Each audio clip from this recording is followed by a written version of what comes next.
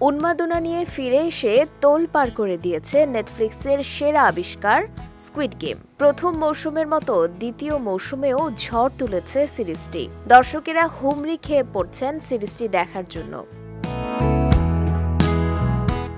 Streaming platform Netflix জানিয়েছে, মুক্তির একদিন পর থেকে সিরিজটি অ-ইংরেজিভাষী টিভি সিরিজের তালিকায় শীর্ষে উঠেছে। এরপর টানা ৩ সপ্তাহ শীর্ষস্থান ধরে রেখেছে সিকুয়েলটি।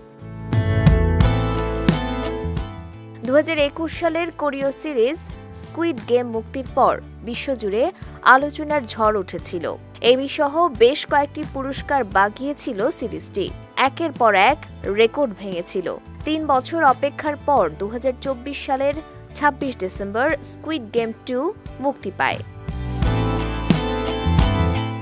থ্রিলার সিরিজটি রচনা ও পরিচালনা করেছেন ওয়াং ডং-হিউক। প্রথম মৌসুমের মতো দ্বিতীয় মৌসুমেও মূল চরিত্রে অভিনয় করেছেন অভিনেতা লি জাং-জে।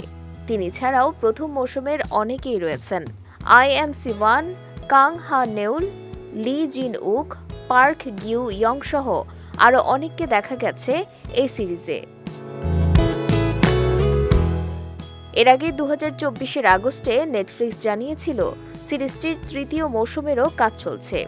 সেটি ২০২৫ সালে মুক্তির পরিকল্পনা রয়েছে। যদিও নির্দিষ্ট কোনো দিনক্ষণ জানায়নি নেটফ্লিক্স, তবে একাধিক সংবাদ মাধ্যম জানিয়েছে ২০২৫-এর ২৭ জুন নেটফ্লিক্সে স্ট্রিমিং হতে পারে স্কুইড গেমের তৃতীয় সিজন।